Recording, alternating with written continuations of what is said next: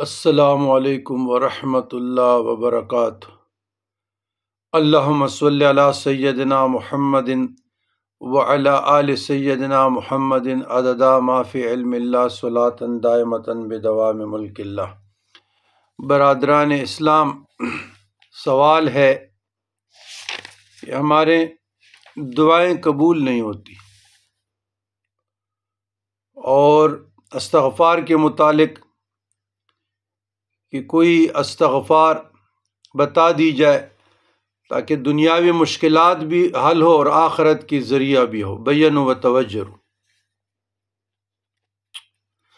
عزیزان گرامی، سورہ نوح 12:10 اللہ تبارک و تعالیٰ فرماتے ہیں: استغفروا ربکم انہ کان غفارا یرسل السلام علیکم یرسل السماء علیکم مدرارا ویمددکم باموال وبنین ویجعل لکم جنات ویجعل لکم انہارا۔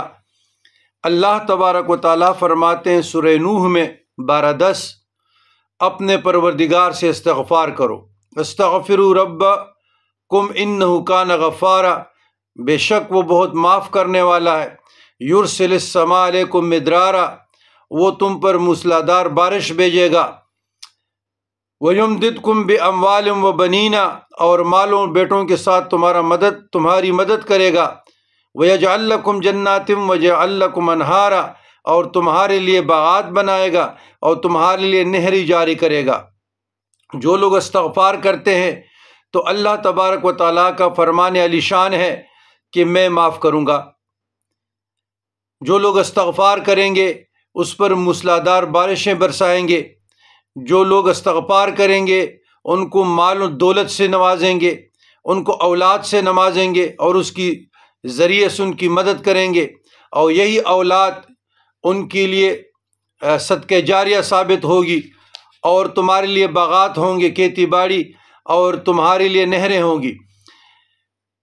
یہ چیزیں بطور انعام۔ استغفار کے فائدے: اللہ تعالیٰ آپ کے گناہوں کو معاف کرے گا۔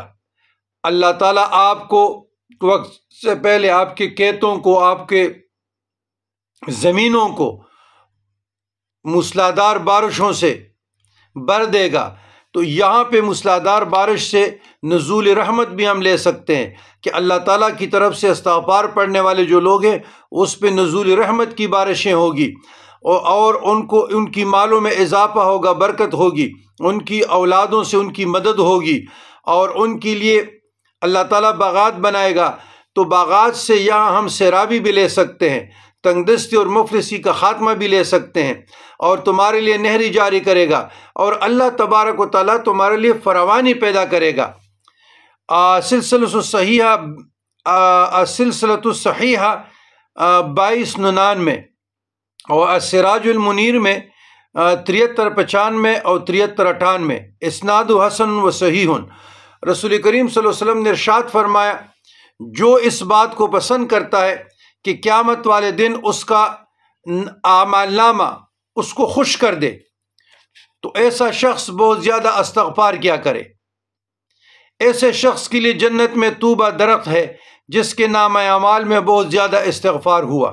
تو استغفار کے بڑے فائدے ہیں، لہٰذا میں آپ لوگوں کے لیے حضرت آدم علیہ السلام کی جو دعا ہے تو وہ تجویز کرتا ہوں، وہ آپ پڑھیں، کثرت سے پڑھیں۔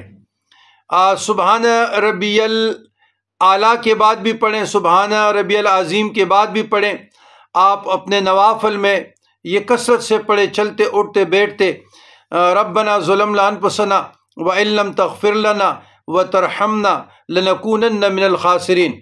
اے ہمارے داتا، ہم نے اپنے جانوں پہ ظلم کیا، اگر آپ نے ہمیں معاف کر کے ہم پر رحم نہ کیا تو ہم بلا شبہ نقصان پانے والوں میں سے ہو جائیں گے۔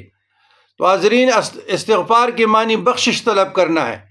آپ کی تنگ دستی مفلسی ختم ہو جائے گی، فراوانی ہو جائے گی۔ جس کا اولاد نہیں اس کو اولاد مل جائے گا، جس کا نکاح نہیں اس کو نکاح مل جائے گا۔ تمام حاجات، تکالیف، مشکلات کے لیے یہی دعا آپ ورد زبان رکھیں۔ ربنا ظلمنا انفسنا وان لم تغفر لنا وترحمنا لنكونن من الخاسرین۔